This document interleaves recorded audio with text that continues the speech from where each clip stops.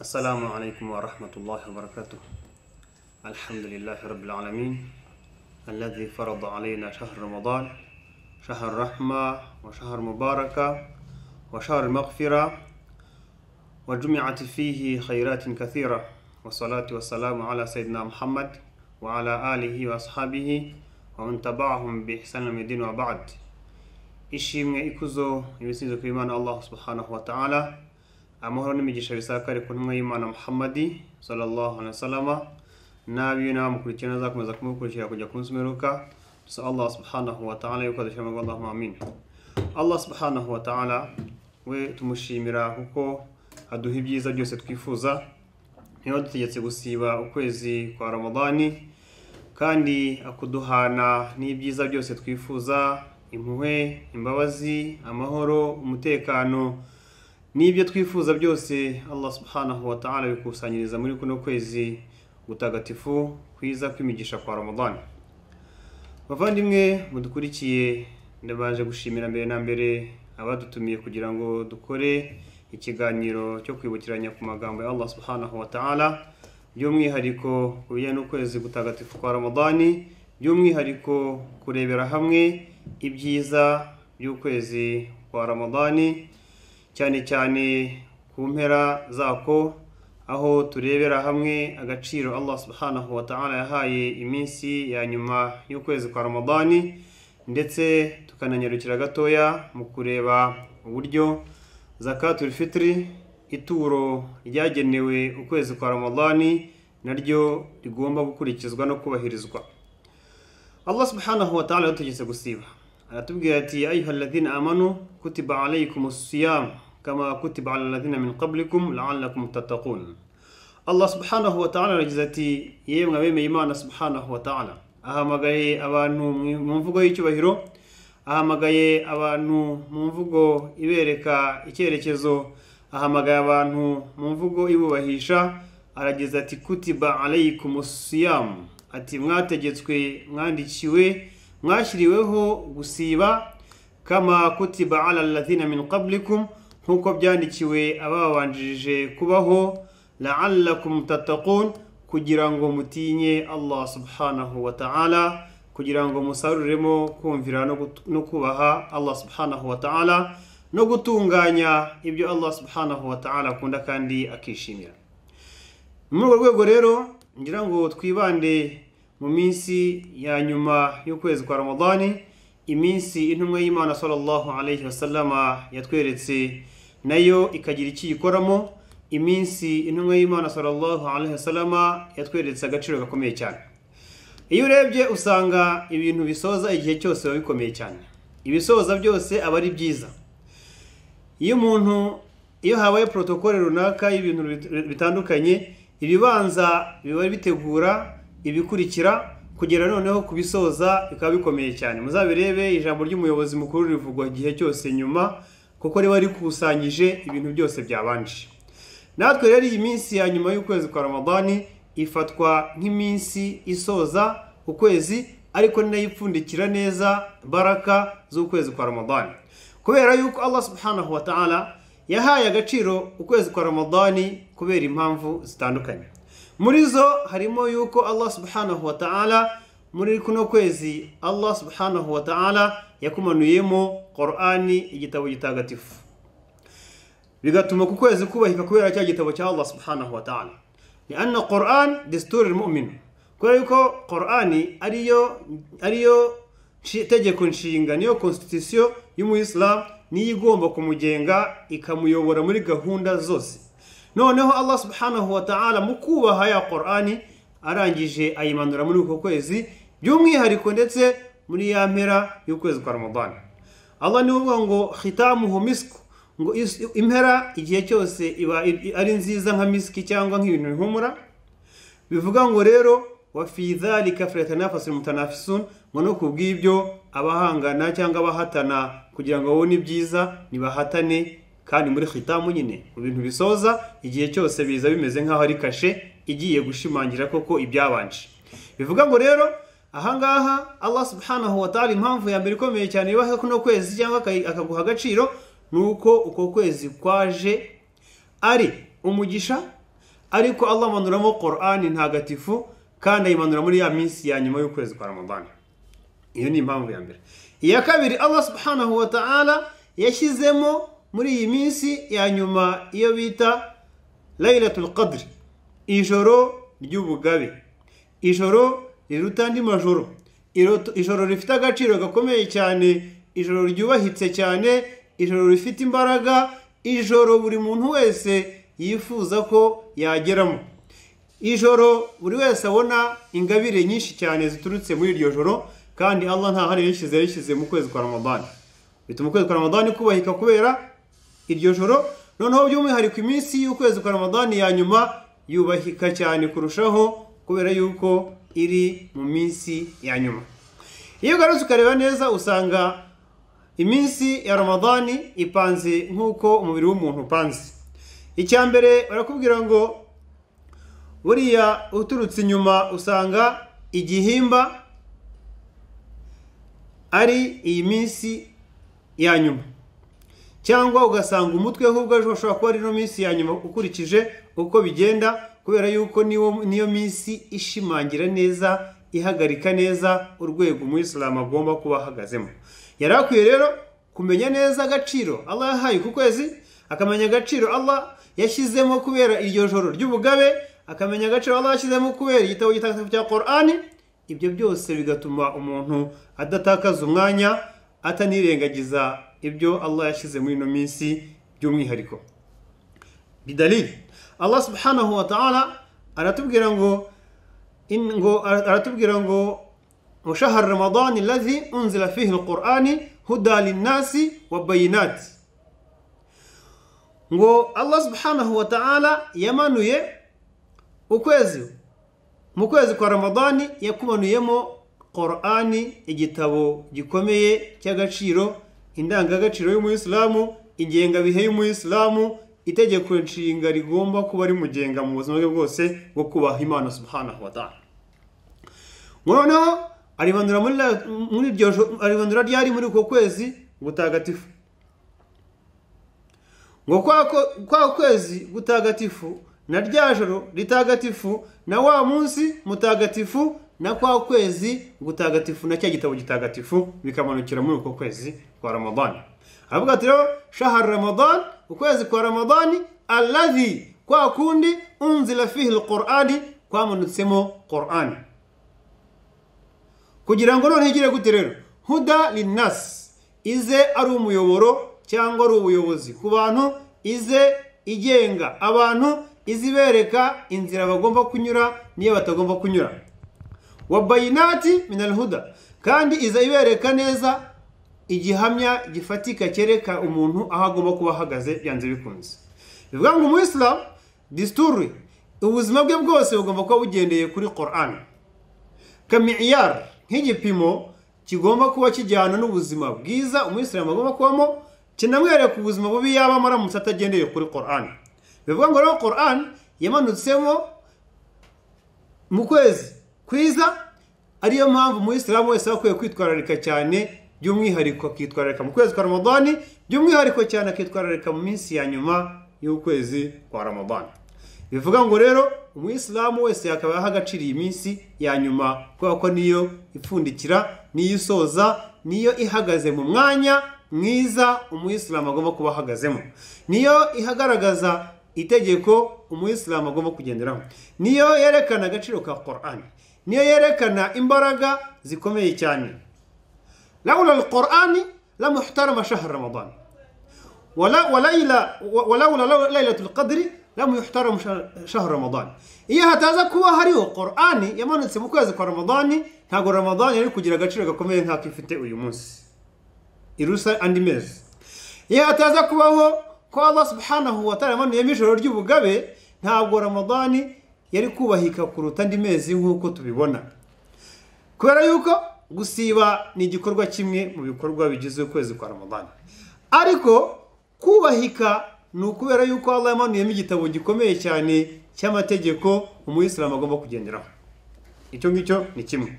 Icya kabiri, noneho Allah subhanahu wa ta'ala ashize rya joro ry'ubugabe mu kwezi kwa Ramadani, ahangaha buri wese yacaho akarongo akabyumva.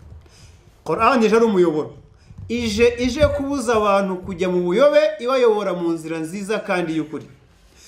Noneho Allah subhanahu wa ta'ala ayishyizeho nk'itegeko rigomba kugenga abantu, ayishyizeho nk'imyitwarire y'abantu, ayishyizeho nk'ikigomba kubuza abantu kwitwara nabi, ayishyizeho nk'umuyoboro buri wese agomba kunyura kandi atakwiye kunyuranya nawo.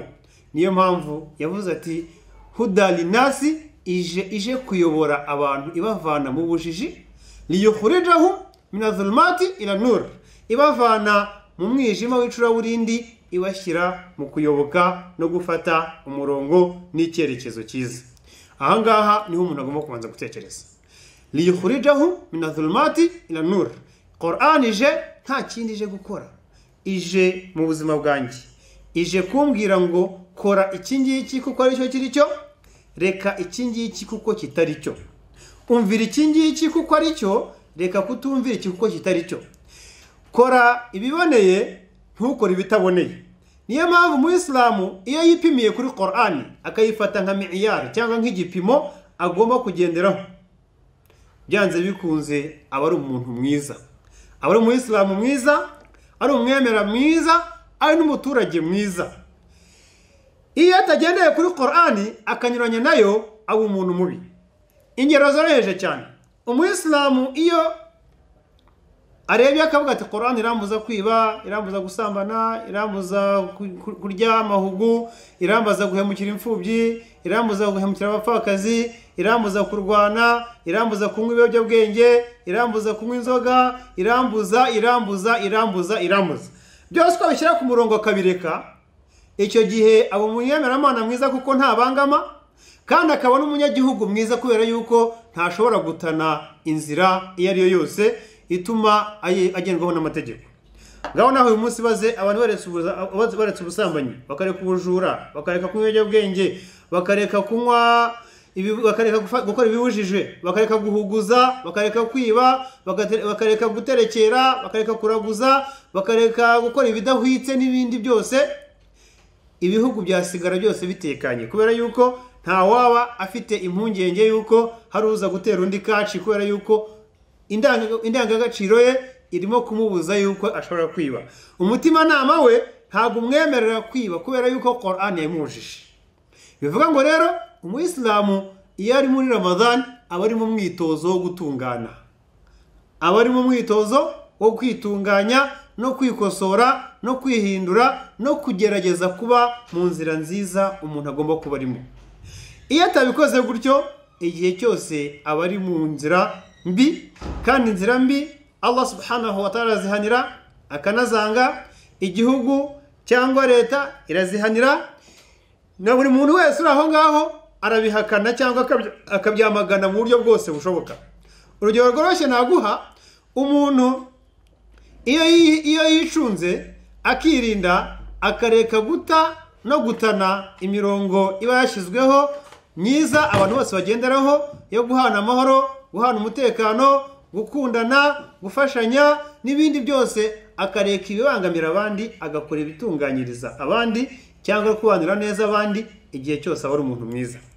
Rero abantu benshi bakunda kwibaza impamvu twe dusiba ukwezi kwa Ramadan buri mwaka, ariko buri mwaka twe dufite ingando nziza ariyo Ramadan. Buri mwaka dufite igihe cyiza ku bayisilamu bose ku isi bagerageza guhindura imyitwarire iba itari myiza baba batannyeho, bagerageza kwegera Allah subhanahu wa ta'ala, bakegera Imana, bagerageza guhunga no kureka aho bacitswe nk'abantu, bakagerageza igihe cyose guhora bari ku murongo mwiza kandi uboneye. Ibi ngibi niyo shusho umuyisilamu akwiye kubaho. Iyo nguyu niwo murongo umuyisilamu akwiye kwemeranywa nawo. Uyu niwo murongo Qur'an yaje ihamagarira abantu, uyu niwo murongo Qur'an yaje ishimangira, niyo nzira Qur'an yaje ishyiraho kugira ngo igaragaze ko ari ukuri, hanyuma ikinyoma gishyire ku ruhande. Yaje irwanya ikinyoma, yaje ikuraho guhemukirana, yaje ikuraho ibangikanyamana, yaje ikuraho kunywa ibiyobyabwenge, yaje ikuraho ubusambanyi, yaje ikuraho amahugu, yaje ikuraho ibintu byinshi cyane bitari biboneye muri sosiyete. Abantu rero babirengaho n'uyu munsi bakabikora, ariko iyo hataza kubaho Qur'an yahaye agaciro kuba umuntu nyawe, abantu bari kuba bahohoterana cyane, kuko mbere yuko Qur'an ibaho abantu barahohoteranaga cyane kandi baranahemukiraga cyane. Dusubiye inyuma cyane gato mu mateka, Qur'an itaraza abantu bahuguzaga abandi ku mugaragaro. Qur'an itaraza abantu babangamiraga abandi ku mugaragaro, kugera no ku badafite imbaraga bakababangamira. Iyo ugarutse ku ntumwa y'Imana sallallahu alaihi wasallam mbere yuko izana amategeko ya Qur'ani no kwamagana imico yari iriho, abantu benshi bararaga inkera, bakarwanya ibiyobyabwenge, bagasinda. Itaraza abantu benshi baragendaga bakibanira uko biboneye gusa, batubahirije amategeko uretse bake muri bo. Qur'an itaraza abantu bicaga abana babo b'abakobwa kubera gutinya ubukene. Umuco w'abarabu wari uriho kera witaga wa'dil banati, kwica abana b'abakobwa bakiri batoya bakabahohotera bakabangamira. Intumwa y'Imana sallallahu alaihi wasallam yaje igira gute? Yazijanye Qur'an ije kubica, ije guca imico mibi yari ibangamiye abandi. Iyi Qur'an itaraza nta wundi muvugizi wari uhari wavugiraga imfubyi n'abapfakazi, aho Qur'an iraza imugira imfubyi, hanyuma imubwira ko agomba kuvugira no kuvuganira imfubyi n'abapfakazi. Qur'an itaraza nta wavuganiraga abakene, ariko Qur'an yaje ivuganira abakene. Qur'an itaraza nta mategeko yabagaho yagengaga abantu mu bintu byose, yaba iby'ubucuruzi n'ibindi. Qur'an yaje ikosora abantu, ibashyiriraho umurongo ngenderwaho ari bwo buzima. Niyo mpamvu Qur'an yaje ishimangira ubuzima bwiza, irwanya ubuzima bubi n'ibisa nabwo. Aha rero niho Qur'an yaje ihagaze. Qur'an rero mwumva n'agaciro kayo gakomeye cyane. Qur'an mwumva ifite izo mbaraga zose. Allah subhanahu wa ta'ala isabukuru yayo yishyize mu kwezi kwa Ramadani, ndetse by'umwihariko yishyira mu minsi ya nyuma y'ukwezi kwa Ramadani, kubera agaciro k'iminsi ya nyuma y'ukwezi kwa Ramadani.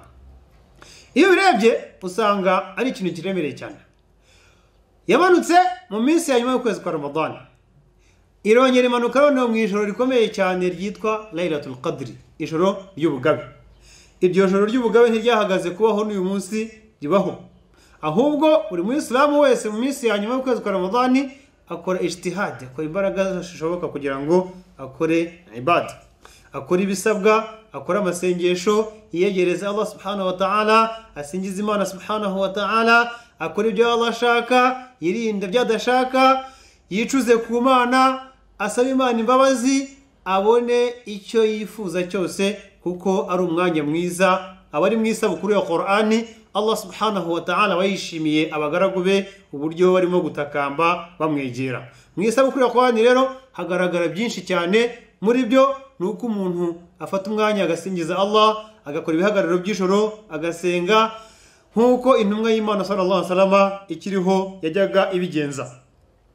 Baravuga ngo kana nabi sallallahu alaihi wasallam idha wasalat fi awakhir 10 awakhir Ramadan kana yajtahidu fihi fima la yajtahidu min ghayrihi.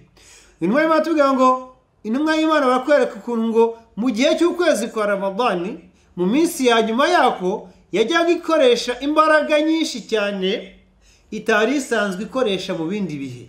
Nubwo ngo yafataga umwanya wo kwita ku isabukuru ya Qur'ani, kwita muri cya gihe Qur'ani yamanutsemo, kwita muri ya minsi myiza Qur'ani yamanutsemo, ngo akaza agafata uwo mwanya agakoramo amasengesho menshi, agakoramo ibihagararo byinshi, agakoramo ibyiza byinshi, agatakambira Allah cyane, akicuza kuri Allah cyane.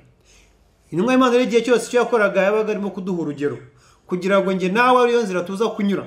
Urugero rwiza dufite uyu munsi ngewe ku ntumwa y'Imana sallallahu alaihi wasallam nuko tuzi neza ko yadutegetse gusiba.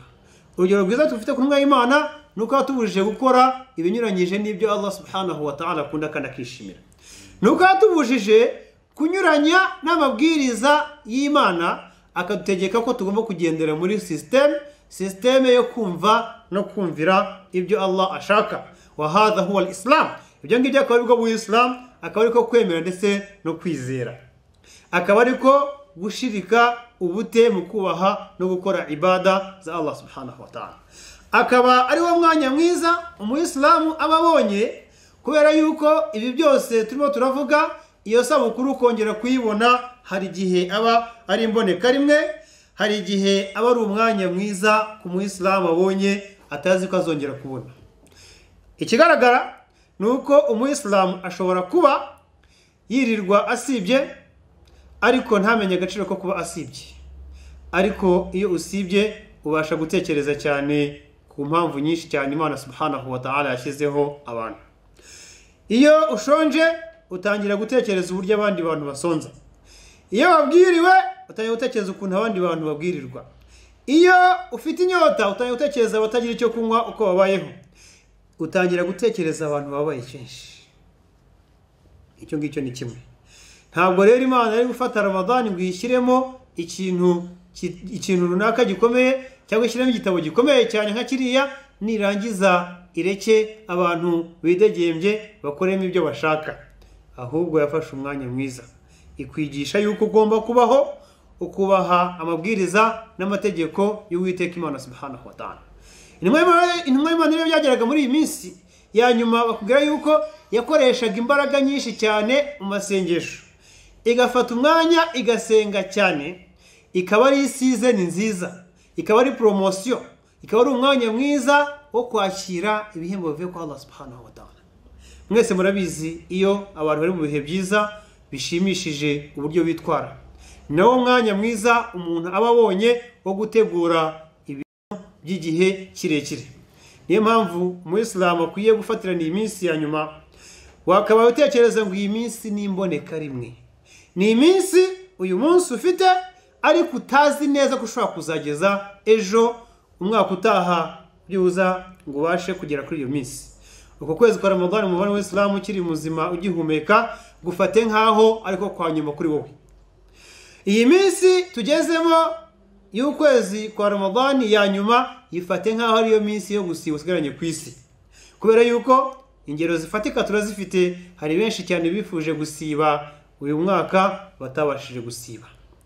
Hari benshi bifuje kugeza iyi myaka cyangwa uyu mwaka bafite imbaraga bagasiba Ramadani bakanakora ibihagararo uyu munsi batazifite.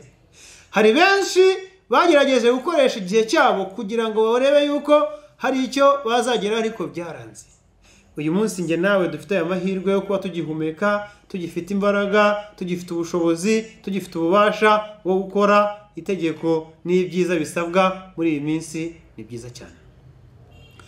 Qur'ani itwereka neza yuko ihamagara intumwa y'Imana sallallahu alayhi wa sallam ngo min al-layli fatahajjad bihi nafilatan lak, ngo byiza kuri wowe yewe ntumwa y'Imana ko mu ijoro uzajya ubyuka ugakora ibihagararo, ugakora amasengesho, tatahajjad, ugakora tahajjud. Tahajjud ni ukuba umuntu yaryamye hanyuma akaza kubyuka akigomwa bya bitotsi agakora igihagararo agasingiza Allah subhanahu wa ta'ala hagati y'amasaha byuza nka hagati ya saa 8 kugera nko mu masaha 9 saa 10 gutyo, umuntu arimo gukora igihagararo yigomye ibitotsi.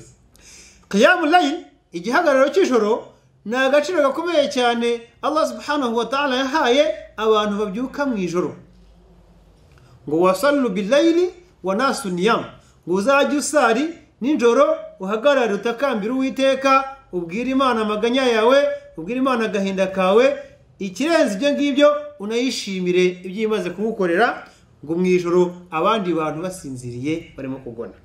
Twese tuzi agaciro k'ibitotsi, tuzi ukuntu ibitotsi ari byiza, tuzi ukuntu bikundwa, ariko Allah subhanahu wa ta'ala yadusabye yuko dukwiye kubireka tukabyigomwa kugira ngo tubimuhe muri no minsi ya nyuma y'ukwezi kwa Ramadani.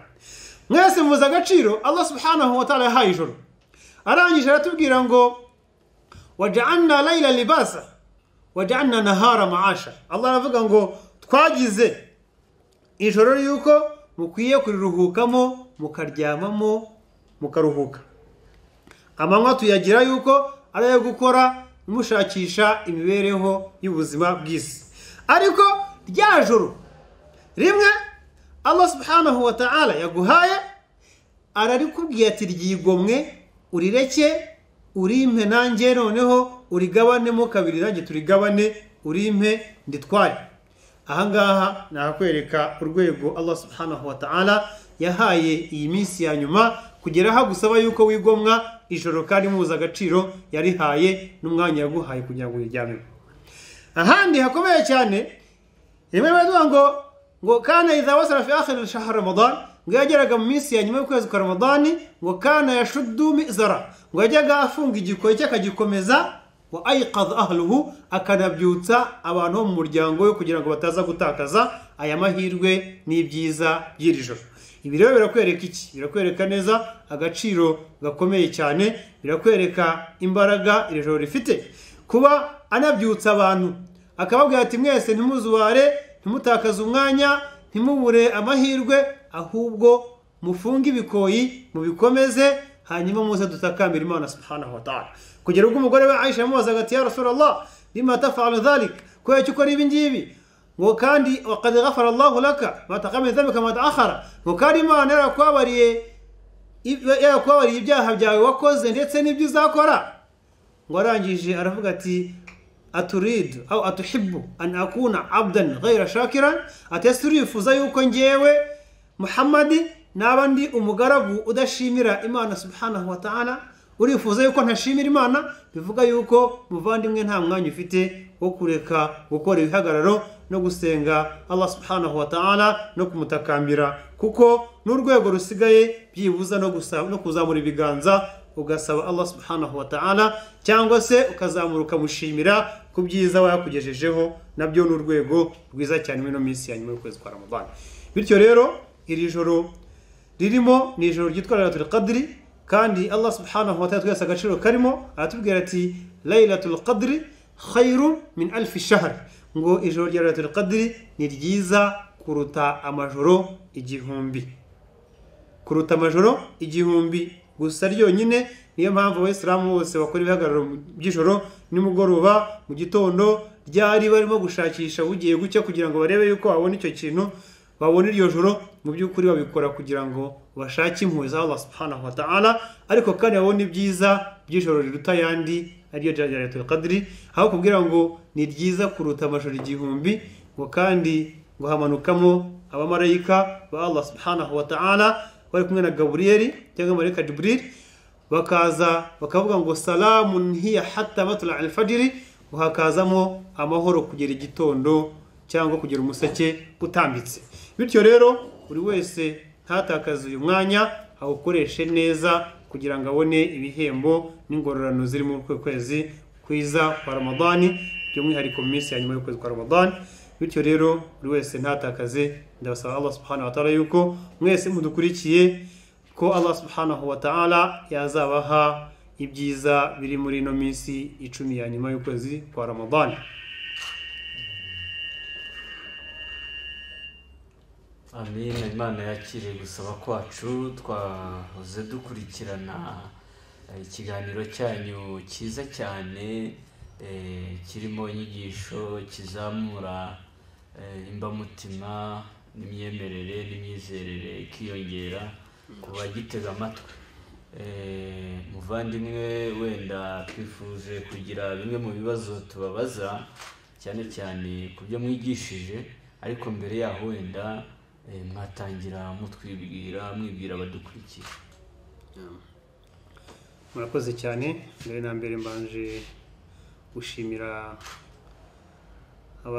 abateguye bakanashyiraho Icyizere TV, kandi nkanishimira yuko mwagize uruhare n'umwanya wo kuduhamagara kugira ngo twungurane ibitekerezo, by'umwihariko ndetse no guhitura abayisilamu mu gihe cy'iminsi myiza barimo y'ukwezi kwa Ramadani, by'umwihariko no kuganira ku minsi ya nyuma isoza ukwezi kwa Ramadani.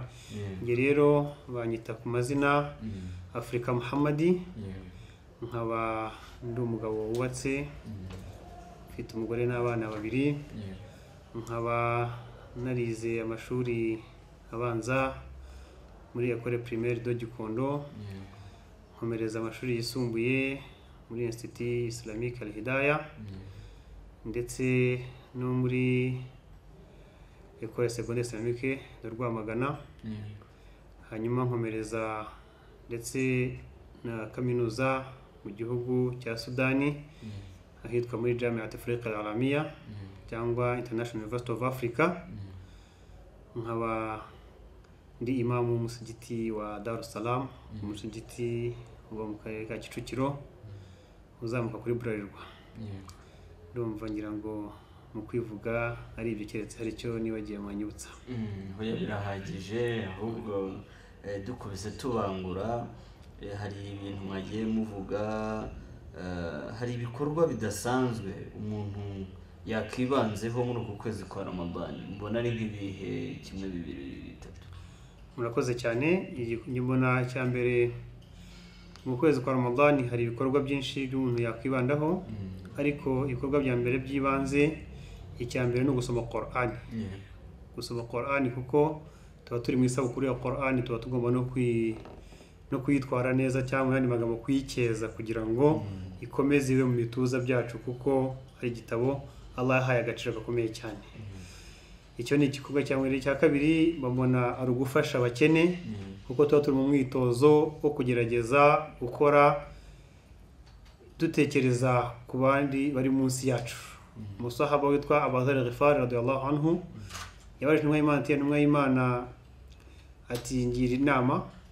Yamugiriyeho inama amubwiye ngo uswika alla tanzuru ila man huwa fawqaka wa antanzuru ila man huwa dunaka. Yamubwiye ati nkugiriye inama yuko uzajya ugerageza kureba ku bantu bari munsi yawe ku bushobozi, ujye wirinda kureba ku batkurusha ubushobozi. Twe rero niwo mwanya tuba dukwiye gutekereza kureba bari munsi yacu kugira ngo uri munsi tumutekerezeho kuruta uko bimeze. Icyo ni cya kabiri. Icya gatatu umuntu aba akwiye gukora cyane, aba akwiye kwicuza ku Mana, kuko uko kwezi aba ari imboneka rimwe, aba atazi yuko azongera kubona amahirwe yo kubona igihe cyiza cyo kwicara ngo icuze ku Mana. Ni byinshi ariko nibyo mfashe by'ibanze nicyo gusoma Qur'an, gufasha abababaye ndetse no kugerageza kwicuza ku Mana kuko aba ari imboneka rimwe. Wenda ikindi navuga, umuntu maze igihe asibye, hari ubona ari ayahe masomo Ramadan yakamusigiye? Umuntu maze igihe asibye Ramadan bikwiye kumusigira amasomo yo guhinduka no kutamenyera yuko igihe cyose azakomeza kuyibona, akagerageza noneho gukora ibituma Ramadan irangira itamusize nk'uko imusanze, kubera yuko intumwa y'Imana yatubwiye yuko umunyagihombo ari wa wundi Ramadan izaza ikamusanga ameze gutyo ikongera ikamusiga nta kintu ahindutseho na kimwe. Uwo nguwo rwose aba ari umunyagihombo gikomeye cyane. Bityo rero umuntu maze igihe asibye aba akwiye kugerageza kujyana n'imyitwarire. Niba hari icyo wari wararetse ntukireke kubera Ramadan, ahubwo Ramadan b'ingando yo kugira ngo witoze kukireka, ufatireho ukomerezeho.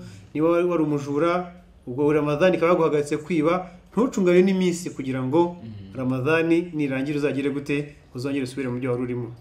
Niba wari mu ngeso runaka, ntugire gute, ntucunganwe n'iminsi ya Ramadan gusa, ahubwo ibintangiriro yo gukomeza kuba umuntu mwiza. Hanyuma wenda binteye kwibaza nti ni ibihe bintu by'umwihariko Ramadan nyirizina yihariye bitaboneka mu yandi mezi? Ibintu by'umwihariko Ramadan yihariye bitaboneka mu yandi mezi harimo iriya joro ry'ubugabe nahoze mbabwira, Laylatul Qadri. Rya joro nababwiye ngo Allah subhanahu wa ta'ala avuga ngo inna anzalnahu fi Laylatul Qadri. Mu by'ukuri twamanuye Qur'an mu ijoro ry'ubugabe. Ngo Laylatul Qadri, ngo wama adraka ma Laylatul Qadri, ngo niki cyakubwira rya joro ry'ubugabe? Ngo Laylatul Qadri khayru min alf shahr. Ijoro rya Laylatul Qadri ni ryiza kuruta amezi igihumbi. Noneho rero bakakwereka agaciro, tanazzalul malaikatu wa ruhu fiha bi'idhni rabbihim min kulli amri. Urumva aho hose iyi sura yose irimo kugaragaza ibintu bidari bisanzwe birimo. Uretse Qur'an nayo ihora ari nshyashya mu bituza by'abayemera n'abayumva. Ijoro ry'ubugabe ni umwihariko uboneka mu kwezi kwa Ramadan utaboneka mu bindi bihe. Icya kabiri kiboneka mu kwezi kwa Ramadan ni la nuzulul malaikatu wa ruh, ukumanuka kwa marayika bari kumwe na marayika Jibril baje gutanga inkuru nziza bavuga ngo salamun hiya. Iba rifite ijoro ry'amahoro ritekanye rituje hatta matla al-fajr kugera igitondo kigeze. Rero ni imyihariko ikomeye cyane igaragara mu kwezi kwa Ramadan. Ariko ukwezi kose kuba ari gushyashya kuko ntabwo kuba kumeze nk'ayandi yatambutse kuko iminsi yose iba ari mishyashya. Ikindi kiyongeraho gikomeye cyane niwo mwanya mwiza umuntu agandukamo. Nabyo ni umwihariko utaboneka mu yandi mezi. Icyo ngicyo ni ikintu buri wese akwiye no kwishaka natekerezaho ko aba ari umwihariko udasanzwe uboneka mu bindi bihe. Ntabwo niko kwezi konyine abantu bashobora gufunga iminsi 30 cyangwa 29 yose. Andi mezi bagenda basiba iminsi runaka ntabwo bajya bazuza iminsi 30. Niko kwezi kurimo iyi minsi ya nyuma ya Ramadan. Niko kwezi kurimo ibyajoro ry'ubugabe. Niko kwezi kurimo kumanuka marayika Jibril kumwe n'abandi bamarayika bose baje gutanga inkuru yo kwijoro ari amahoro kugera igitoro kugera umuseke utambitse. Niko kwezi kurimo gukubirwa ibikorwa by'umuntu yakoze inshuro nyinshi cyane. Ibyo byose ni bikwereka umwihariko uri mu kwezi kwa Ramadan. Iyo umuntu yagerejeho akakwinjiramo ahahura n'iyo myihariko yose. Hari n'ibindi ntavuze ariko nabyo biri mu kwezi kwa Ramadan by'umwihariko. Sheikh Afrika Muhammad, wenda hari icyo navuga ku bijyanye n'uburyo ubona abayisilamu imyitwarire yabo muri iki gisibo ubona imeze gute? Noneho uhite ugira inama ubaha tugana ku musozo. Inama yanjye icya mbere navuga nuko muri ibi bihe turimo byo minsi twese tuba turi mu bibazo byo guhangana n'icyorezo cya COVID-19. Ubona ko abantu benshi bamwe muri twebwe bateshutse banadohotse mu gukora ibada. Ariko kandi iyo abantu bahuye n'ibigeragezo si wo mwanya mwiza wo guta umurongo no gutana, ahubwo ni igihe cyiza cyo kwegera no kwerekera mu nzira nziza n'umurongo wo kwegera Imana subhanahu wa ta'ala. Ubu rero inama ikomeye cyane nagira abayisilamu badukurikiye nababwira ngo ntimuteshuke ku muhigo. Ntimuve mu rugamba rwo kwegera Uwiteka Imana subhanahu wa ta'ala. Ntimutakaze amahirwe kubera yuko ni ikintu utakaza ntuzongere kukibona. Kavuga rero ngo ni byiza ku bayisilamu yuko bose bagerageza kugandukira Allah muri kuno kwezi kubera yuko nimboneka rimwe nta nubwo uzi neza ko utaho wakongera kukubona. Buri munsi abantu bagenda batabaruka tubabona batabashije kongera kubona amahirwe yo kongera kwicuza. Hagiranye rero ni byiza ko nge nawe nundi tugerageza kwegera no kwiyegereza Imana subhanahu wa ta'ala muri bino bihe by'uku kwezi kwa Ramadan, ariko kandi tunasenga cyane yuko Imana yadukiza kino cyorezo. Kuko iyo mbivuga usanga hari abayisilamu uyu munsi batafunze kubera yuko bavuga ngo ni ibibazo bya COVID ngo ntago bafunga, ariko ugasanga bateshutse ku murongo n'icyerekezo cyiza cy'imibereho y'umuntu. Havuga rero ngo inama nabagirira uti izindi bagarukiye kwa Allah subhanahu wa ta'ala, bagarukira Imana, bongere begera amasengesho, bakora ibyo Imana ibashakaho. Niba atari ibyo ngibyo icyorezo kizagera kibi igihano kuri twebwe. Kandi rero dufite umwanya mwiza wo gusaba amasengesho akakirwa n'amaduwa akakirwa cyane cyane mu kwezi kwa Ramadan, cyane mu minsi ya nyuma y'ukwezi kwa Ramadan, aho batubwira ngo Qur'an iratubwira ngo ud'uni astajib lakum, munsabe nanjye niteguye gusubiza ubusabe bwanyu. Bityo rero niba iyo umuntu arimo gukora ibada ahagaze ari mu gihagararo arimo gusaba Imana anayisingiza anayiyambaza, akavuga Imana akayibwira ibyo yifuza, akayishakaho ubushuti, akayishakaho ibyiza byose yifuza, aho ngo nsaba ndi tayari kugira gute kugusubiza. Imana ibitanze itangazo, uwo muislamu akwiye kujyana naryo rero akarikurikiza kandi akaryumvira. ndumva rero wenda twabashimira nyakubahwa Sheikh Afrika Muhammad kuba mwitabiriye ubutumire bwacu ku Cyizere TV, kandi wenda n'ubutaha tubiyambaje tubatumyeho wenda mwakongera ngo mukahagera tukaganiriza abantu. mbere na mbere ndabanza gushimira cyane abo Imana subhanahu wa ta'ala yanyujijeho igitekerezo cyo gushinga Icyizere TV. nkaba nsaba Allah subhanahu wa ta'ala yuko yabaha ibyiza akabikuba inshuro nyinshi, kandi nkasaba Allah subhanahu wa ta'ala yuko kuko Icyizere TV ari neema, ni umugisha tubonye, ni amahirwe tubonye, ni byiza tubonye, nkavuga ngo Allah yongerera imbaraga abayitekereje bakanayishyira mu bikorwa bakanayifungura. mvuga ngo Allah subhanahu wa ta'ala akomeza yiturindire, ayiha imbaraga ziruta izifite uyu munsi, kandi nsaba Allah subhanahu wa ta'ala yuko yazayiha imbaraga ziruta izifite uyu munsi, hanyuma akayirinda uwo ari we wese wayigirira ishyari nihagarika, kubera yuko byose biri mu biganza bya Allah subhanahu wa ta'ala. ndasaba Allah yuko yahemba iki gikorwa murimo gukora kandi akagitubura cyane, kandi n'abayisilamu badukurikiye nabo Allah subhanahu wa ta'ala bahe urukundo rwo kumva no gukurikira ibi biganiro bya Icyizere TV, kandi natwe turabasabira yuko Allah yabaha ibyiza byose bamwifuzaho. Alhamdulillah rabbil alamin. Ndumva rero dusoreje ahangaha. yari Sheikh Afrika Muhammad, imamu w'umusigiti wa Nyenyeri Dar es Salaam Gasharu hariya. abajya bahatemberera muzamugereho, agire n'inama nyinshi ababwira, n'inararibonye ni umushehe. turamushimiye rero, kandi namwe inshuti zacu zidukurikira buri munsi turabashimiye. mwongere abatarakora subscribe ngo biyandikishe, nibakandeho bakande no kunzogera, hanyuma dukomeze tubahe ibyiza tuba twabateguriye. nakagaruka. ciao ciao.